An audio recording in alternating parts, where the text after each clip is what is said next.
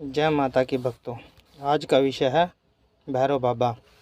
जहाँ माँ काली होती है वहाँ भैरव बाबा भी ज़रूर होते हैं। माँ काली के साथ चलने वाले भैरव बाबा भगवान काल भैरव, बटुक भैरव और कपाल भैरव। बाबा कपाल भैरव और उनके प्रभाव और कृपा के बारे में जानिए, जिससे कि आप उनकी शक्ति, उनके आश्रय, उनकी प्रभुता और उनकी उपयोगिता के बारे में जान और समझ सकें। कपाल का शाब्दिक अर्थ खोपड़ी होती है।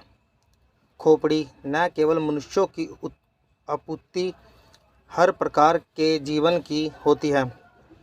ये तो हुआ कपाल का सरल सात्विक अर्थ। अब हम बात करते हैं इसके आध्यात्मिक अर्थ और इसकी उपयोगिता की। कपाल को ब्रह्मार्ध भी कहा जाता है और अत्यंत सरल भाषा में इसे दिमाग कहा जाता है। भैरव का शाब्दिक अर्थ होता है रक्षा करने वाला या रक्षक। भैरव भगवान शिव के 5वें अवतार हैं, जिनके मुख्य 2 रूप हैं, काल भैरव और बटुक भैरव। अधिकांश लोग काल भैरव को ही बटुक भैरव मानते हैं, जो कि गलत है। काल भैरव की उत्पत्ति। पुराणों के अनुसार जब ब्रह्मा और विष्णु में विवाद उत्पन्न हुआ और दोनों एक दूसरे को अपना पुत्र बता रहे थे, अर्थात विष्णु कहते कि ब्रह्मा का जन्म उनसे हुआ है और ब्रह्मा कहते विष्णु का जन्म उनसे हुआ है। इसी बीच उनके मध्य में एक अग्नि स्तंभ प्रकट हुआ, जिसने उन दोनों से कहा कि आप दोनों में से जो भी इस अग्नि स्तंभ का और या छोर पता लगा लेगा वही बड़ा होगा और वही सर्वत्र पूज्य होगा। ब्रह्मा ने एक हंस का रूप धारण किया और विष्णु ने एक वराह का रूप धारण किया।